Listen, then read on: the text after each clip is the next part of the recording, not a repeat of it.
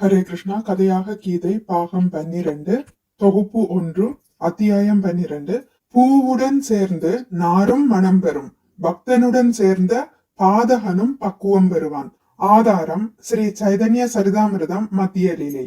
வெகு காலம் முன்பு மாமுனிவர் நாரதர் திரிவேணி செல்லும் பாதையில் ஒரு அடர்ந்த காட்டை கடக்க நேரிட்டது. அச்சமயம் அக்காட்டின் வழியில் அம்பினால் துளைக்கப்பட்டு துடிதுடித்துக் கொண்டிருந்த மான் ஒன்றை கண்டார். அதன் கால்கள் உடைந்திருந்தன. இன்னும் சற்று தள்ளி சென்ற போது மற்றொரு இடத்தில் காட்டு பன்றி ஒன்றும் மானை போலவே துடிதுடித்துக் கொண்டிருந்தது. அதன் கால்களும் உடைந்திருந்தன. இன்னும் சற்று தள்ளி இதே நிலையில் ஒரு முயலும் கிடந்தது. மாமுனிவர் நாரதர் பகவானின் பக்தர் என்பதால் இப்படி மிருகங்கள் துடிதுடிப்பதை கண்டு மிகவும் மனம் வருந்தினர். உடனே சுற்றும் முற்றும் தேடினார், யார் இந்த மகா பாவச் செயலை செய்தது என்று. கண்ணங்கரேல் என்ற உருவம் கொண்ட கோவை படமாய் கண்கள் சிவந்த வேடன் ஒருவன் மரம் ஒன்றின் பின்னால் ஒளிந்திருப்பதை கண்டார். அவன் கண்களில் கொடூரம் மின்னியது. கையில் வில் அம்புடன் மரணதேவன் போல அவன் காட்சி தந்தான். ஈவு இரக்கம் இல்லாமல் மேலும் பல மிருகங்களை கொல்வதற்கு தயாராக இருந்தான் அவன். வேடனை பார்த்ததும் நாரதரும் விரைந்து அவனை நோக்கி சென்றார். நாரதர் நடந்து சென்ற சப்தத்தால் வேடன் குறிவைத்த மிருகங்கள் பல சிதறி சென்றன. இதை பார்த்த வேடன் நாரதரை வசைபாட முயன்றான். ஆனால் நாரதரின் தெய்வீக சக்தி முன் அவனது நாக்கு அங்கனம் பேசாது வாயடைத்து நின்றான். பிறகு வேடன், ஓ ரிஷியே, ஏன் காட்டுப்பாதையை விட்டு என்னிடம் வந்தீர்? உம்மை பார்த்ததும் நான் கொல்ல இருந்த பிராணிகள் எல்லாம் பறந்தோடி விட்டனவே என்று கூறினான். நாரதர் பேசினார், என் மனதில் எழுந்த ஐயத்தை போக்கிக் கொள்ளவே உன்னிடம் வந்தேன். இந்த குற்றுயிரும் குலையுயிருமாய் துடித்துக் கொண்டிருக்கும் பிராணிகள் உன்னை சேர்ந்தவையா? ஆம், நீங்கள் சொன்னது சரிதான் என்றான் வேடன். உடனே நாரதர், நீ ஏன் பிராணிகளை ஒரே தடவையில் கொல்லாமல் இப்படி துடிதுடிக்க வைக்கிறாய் என்று கேட்டார். அதற்கு அந்த வேடன், ஐயா, என் பெயர் மிருகாரி, அதாவது மிருகங்களின் எதிரி. என் தந்தை இப்படித்தான் கற்று தந்தார். இப்படி செய்வது எனக்கு பிடிக்கும் என்றான். இதற்கு நாரதர், மிருகாரியே, எனக்கு ஒரு உதவி செய்வாயா என்று கேட்டார்.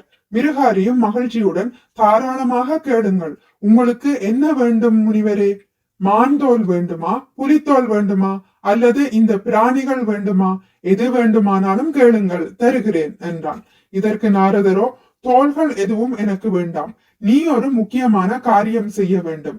இன்று முதல் நீ கொல்லும் ஜீவன்களை எல்லாம் தயவு செய்து ஒரே தடவையில் முழுமையாக கொன்றுவிடு. அதே குறையாக சித்திரவதை செய்யாதே. இது ஒன்றே நான் உன்னிடம் யாசிப்பது என்றார். இதை கேட்ட மிருகாரிக்கோ ஒன்றும் புரியவில்லை.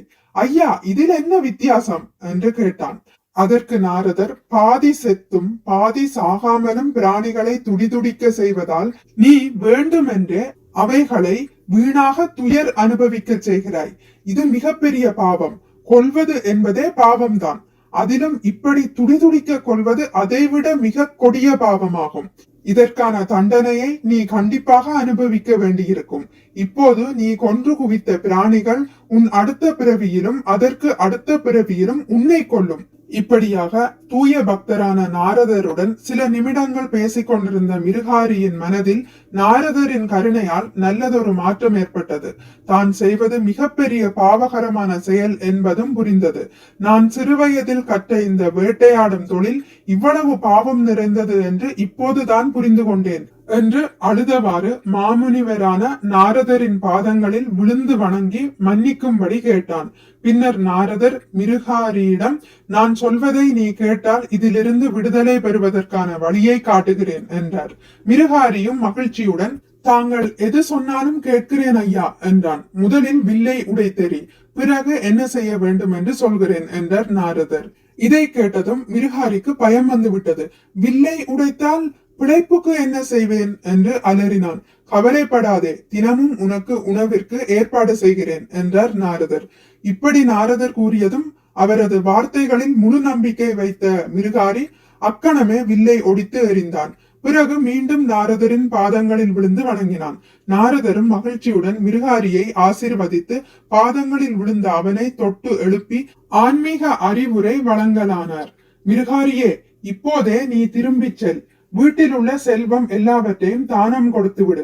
பிறகு நீயும் உன் மனைவியும் வீட்டை விட்டு வெளியேறி ஒரே ஒரு துணியை மட்டும் எடுத்துக்கொண்டு நதிக்கரைக்கு போகவும் அங்கு சிறு குடிசை எழுப்பி மேடை ஒன்றின் மீது துளசி செடி வளர்க்கவும் தினமும் கிருஷ்ணருக்கு பிரியமான துளசி தேவியை வணங்கி வலம் வந்து ஹரே கிருஷ்ண கிருஷ்ண கிருஷ்ண ஹரே ஹரே ஹரே ராம ராம ராம ஹரே ஹரே என்ற மகா மந்திரத்தை தொடர்ந்து சொல்லவும் தினமும் துளசி செடிக்கு தண்ணீர் ஊற்றவும். இப்படி செய்தால் உங்கள் இருவருக்கும் தேவைக்கு அதிகமாகவே உணவு கிடைக்க ஏற்பாடு செய்கிறேன். கணவன் மனைவியாகிய நீங்கள் இருவரும் எவ்வளவு வேண்டுமானாலும் சாப்பிடுங்கள் என்று அறிவுறுத்தி சென்றார்.